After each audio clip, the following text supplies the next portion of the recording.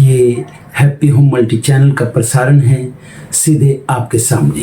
Focus Hindustan Mumbai news channel पर आप सभी का स्वागत। मैं हूं माजिद सिद्दीकी। दुआ सलाम आदाब जय भीम। हक और हकीकत को बताने वाले खामोश बैठे हैं, सच बोलने वाले पर इल्ज़ाम। आने वाला वक्त ही बताएगा। वीडियो को आखिर तक देखिए।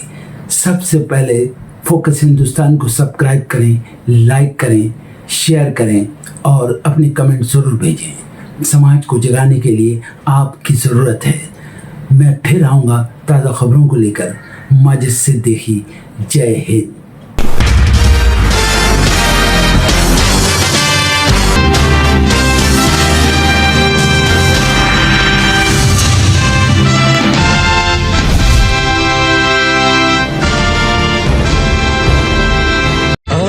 की धूल चंदन है, ये तुलसीदास कहते हैं, वहीं हमको भी रहना है, वहीं हमको भी रहना है, जहाँ श्री राम रहते हैं, हमारे राम रहते हैं। भोजशाला में बसंत पंचमी पर प्रार्थना की अनुमति मांगने वाली याचिका पर आज सुप्रीम कोर्ट करेगा सुनवाई। हिंदू फ्रंट फॉर जस्टिस ने दाखिल की है याचिका।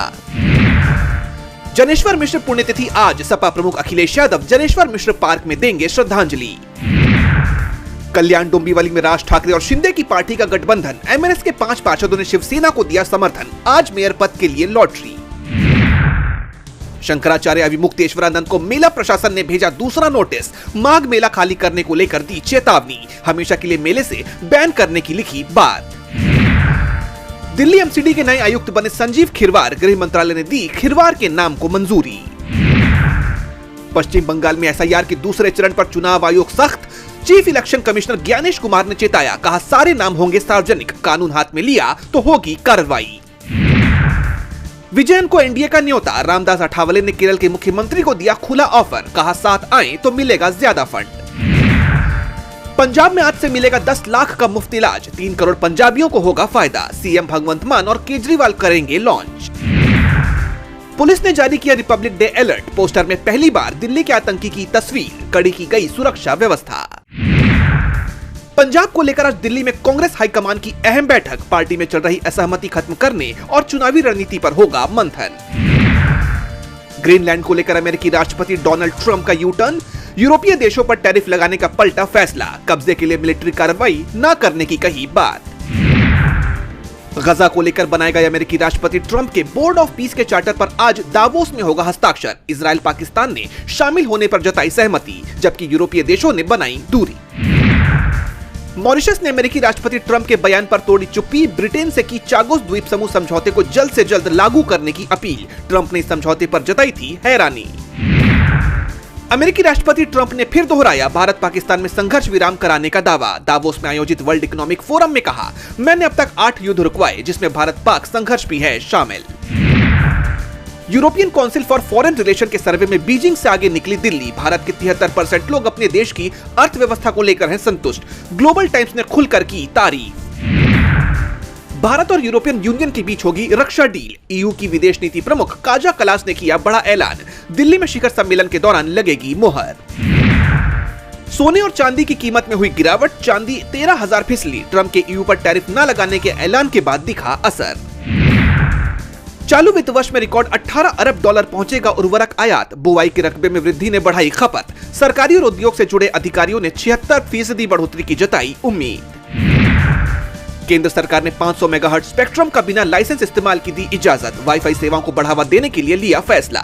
डीओटी विभाग की तरफ से अधिसूचना जारी। स्टार लिंक की अब गोवा में हुई एंट्री। इलॉन मस्क की कंपनी के साथ सरकार का बड़ा समझौता। हाई स्पीड सैटेलाइट इंटरनेट के लिए एमओयू पर हस्ताक्षर।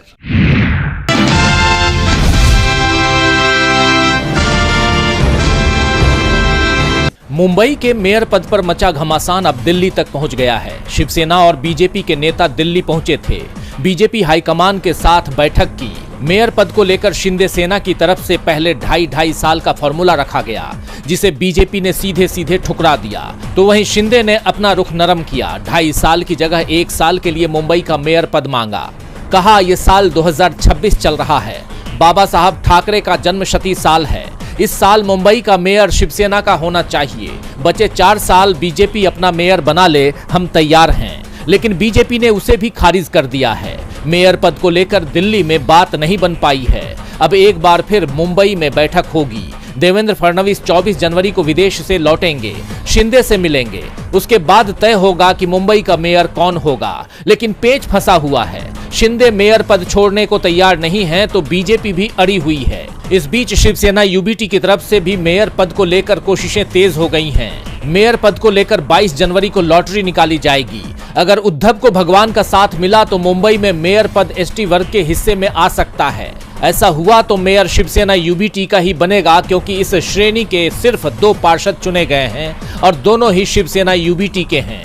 वैसे उद्धव गुट की कोशिश वोटिंग के जरिए अपना मेयर बनवाने की है। इसके लिए शिंदे और बीजेपी कैंप में सेंधमारी की कोशिश भी चल रही है, जिसके चलते बीजेपी और शिंदे की नींद उड़ी हुई है। वो अपने ही पार्षदों की जासूसी करा रहे हैं। उद्धव गुट के सांसद संजय राउत ने इसे लेकर शिंदे और बीजेपी पर बड़े आरोप लगा दिए हैं। उन्होंने कहा है कि बीजेपी और शिंदे को अपने ही पार्षदों पर भरोसा नहीं है, उनकी जासूसी कराई जा रही है। राउत ने कहा, बीजेपी अपने और शिवसेना के नए चुने गए सदस्यों के फोन टैप करवा रही है।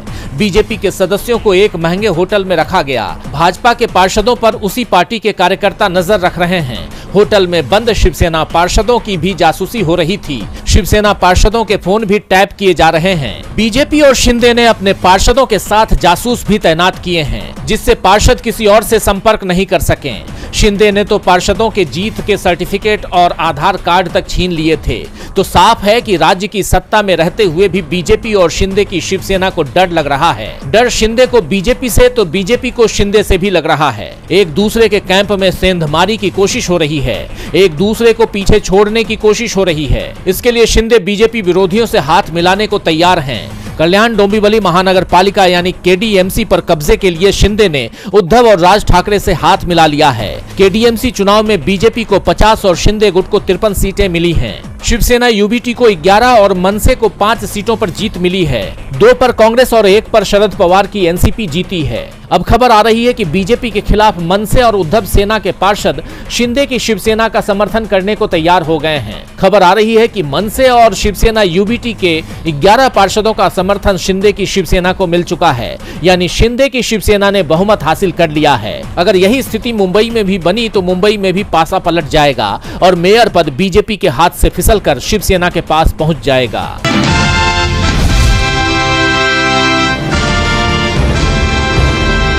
यूपी के संभल में सीजीएम विभांशु सुधीर के ट्रांसफर के बाद वकीलों का गुस्सा फूट पड़ा है। दर्जनों वकीलों ने कोर्ट के बाहर जमकर प्रदर्शन किया। इस दौरान सीजीएम साहब को वापस लाओ के नारे लगाए गए, तो वहीं चंदौसी में वकीलों ने प्रदेश सरकार और प्रशासन के खिलाफ जमकर नारेबाजी की। उनका आरोप है कि आलम नामक युवक की जान जाने के मामले में पुलिस पर कार्रवाई का आदेश देने के कारण ही सीजीएम का सुल्तानपुर तबादला किया गया है। वकीलों के साथ साथ अब इस मामले में विपक्ष भी सरकार पर हमलावर नजर आ रहा है। इसी कड़ी में सपा प्रमुख अखिलेश यादव ने बड़ा बयान देते हुए कहा, उम्मीद है उसमें सुप्रीम कोर्ट हाई कोर्ट अपने आप स्वयं संज्ञान लेगा। सुप्रीम कोर्ट और हाई कोर्ट स्वयं संज्ञान लेगा। और मैं समझता हूँ देश के जितने भी बुद्धिजीवी लोग हैं और जो जजेस लोग हैं वो स्वयं संज्ञान इस बात। आपको याद होगा कि संभल मामले में 9 जनवरी को सुनवाई के दौरान सीजीएम विभांशु ने आदेश दिया था कि एएसपी अनुज चौधरी समेत अन्य 20 पुलिस कर्मियों पर केस दर्ज किया जाए। सभी पर आरोप था कि संभल हिंसा के दौरान उन्होंने एक युवक को गोली मार दी थी। इस आदेश के बाद से ही संभल सीजीएम चर्चा में बने हुए थे, लेकिन अब उनके ट्रांसफर के बाद एक बार फिर संभल हिंसा का मामला गर्मा गया है। बता दें कि इससे पहले भी सीजीएम विभांशु ने फर्जी एनकाउंटर मामले में 13 पुलिस कर्मियों पर केस दर्ज करने का कड़ा आदेश दिया था। पुलिस प्रशासन ने इस पर बगावती रुख अपनाते हुए एफआईआर दर्ज करने से मना कर दिया और हाईकोर्ट जाने की बात कही। 22 जनवरी को एफआईआर दर्ज करने की समय सीमा खत्म होने से ठीक पहले 20 जनवरी की रात सीजीएम का अचानक सुल्तानपुर तबादला कर दिया गया। वकीलों ने इस टाइमिंग पर सवाल उठाते हुए इसे पुलिसिया दबाव का परिणाम बताया है।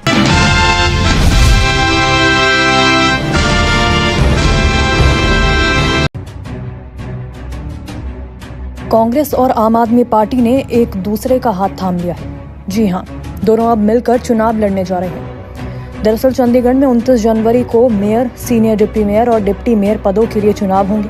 मेयर चुनाव को लेकर बीजेपी, कांग्रेस और आम आदमी पार्टी के बीच कड़ी टक्कर मानी जा रही है। इसी बीच कांग्रेस और आम आदमी पार्टी ने ये तय किया है कि अगर बीजेपी को रोकना है तो आपसी सहयोग जरूरी है। इसी सोच के साथ दोनों पार्टियां गठबंधन पर राजी हो गई हैं। खास बात यह है कि शहर के इतिहास में पहली बार मेयर का चुनाव गुप्त मतदान यानी कि सीक्रेट बैलेट से नहीं बल्कि खुले तौर पर हाथ उठाकर किया जाएगा।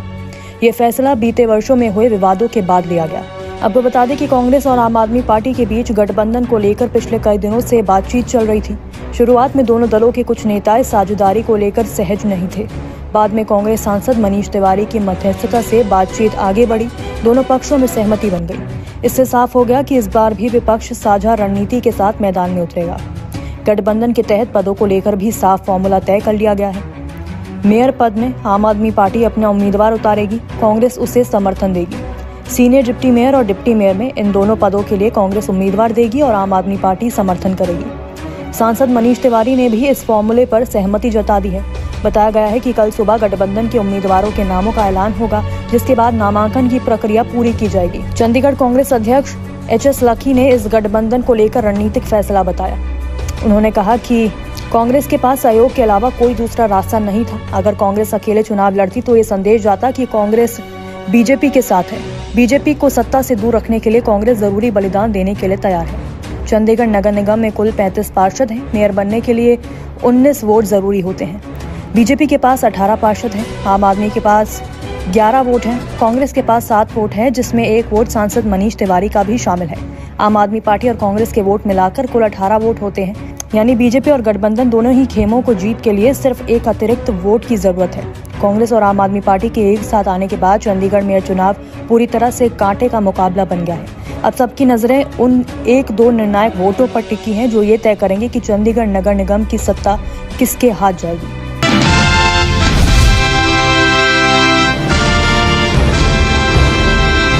जोमैटो के पेरेंट कंपनी एटर्नल लिमिटेड के फाउंडर दीपिंदर गोयल ने ग्रुप CEO के पद से हटने का फैसला किया है। उनकी जगह अब ब्लिंकिट के CEO अलबिंदर ढिंसा कंपनी के नए ग्रुप CEO की जिम्मेदारी संभालेंगे।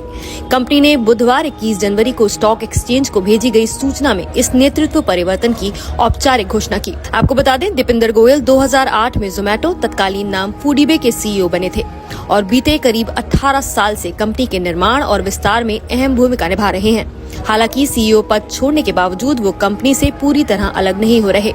शेयरधारकों की मंजूरी के बाद वो 1 फरवरी से एटर्नल के वाइस चेयरमैन के रूप में बोर्ड में बने रहेंगे। CEO पद से हटने के पीछे की वजह बताते हुए दीपिंदर गोयल ने कहा कि वो अब ऐसे नए विचारों पर काम करना चाहते हैं जिनमें ज्यादा जोखिम और लगातार प्रयोग की जरूरत होती है।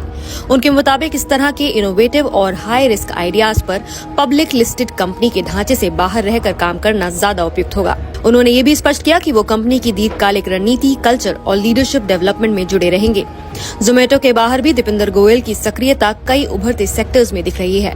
रिपोर्ट्स के अनुसार वो स्पेस टेक स्टार्टअप पिक्सल में करीब 210 करोड़ रुपए का व्यक्तिगत निवेश कर सकते हैं। इसके अलावा वो लंबी उम्र और स्वास्थ्य से जुड़ी रिसर्च के लिए कंटिन्यू और एविएशन सेक्टर में LAT एरोस्पेस जैसी पहलों से भी जुड़े हुए हैं। हाल ही में एक पॉडकास्ट के दौरान वो अपने हेल्थ गैजेट टेम्पल को पहने हुए भी नजर आए थे। दीपिंदर गोयल ने नए ग्रुप CEO अलबिंदर ढिंसा की खुलकर सराहना की। उन्होंने कहा कि ब्लिंकिट को घाटे की स्थिति से बाहर निकालकर एक मजबूत बिजनेस बनाने में अलबिंदर की भूमिका निर्णायक रही है। गोयल का कहना है कि अलबिंदर में एक मंजे हुए फाउंडर का DNA है और काम को जमीन पर उतारने की उनकी क्षमता बेहद मजबूत है। अब जरा आपको ये भी बता दें कि अलबिंदर ढिंसा आखिर कौन है। तो अलबिंदर इससे पहले जोमैटो में इंटरनेशनल एक्सपेंशन हेड के रूप में काम कर चुके हैं। वो IIT दिल्ली से सिविल इंजीनियरिंग स्नातक हैं और कोलंबिया यूनिवर्सिटी से MBA कर चुके हैं। फिलहाल वो ब्लिंकिट के CEO हैं और अब जोमैटो ग्रुप की कमान भी संभालेंगे। शेयर होल्डर्स के हितों को लेकर दीपिंदर गोयल ने स्पष्ट किया कि उनका आर्थिक भविष्य अभी भी एटर्नल से जुड़ा हुआ है। इस ट्रांजिशन के तहत उन्होंने अपने सभी अनवेस्टेड ESOPs यानी कर्मचारियों को मिलने वाले वो शेयर जो अभी पूरी तरह अपने नहीं हुए थे, कंपनी के ESOP पूल में वापस कर दिए हैं। इससे न तो मौजूदा शेयर होल्डर्स की हिस्सेदारी घटेगी और न ही कंपनी पर अतिरिक्त दबाव आएगा। साथ ही भविष्य के लीडर्स और टैलेंट के लिए वेल्थ क्रिएशन के लिए नए अवसर बनेंगे। दीपिंदर गोयल ने भरोसा दिलाया कि इस नेतृत्व परिवर्तन से एटर्नल के कामकाज के तरीके में कोई बड़ा बदलाव नहीं आएगा। कंपनी पहले से ही डिसेंट्रलाइज स्ट्रक्चर पर काम करती है, जहां जोमैटो, ब्लिंकिट जैसे हर बिजनेस के अपने अपने सीईओ हैं और उन्हें स्वतंत्र रूप से फैसले लेने की पूरी आजादी है।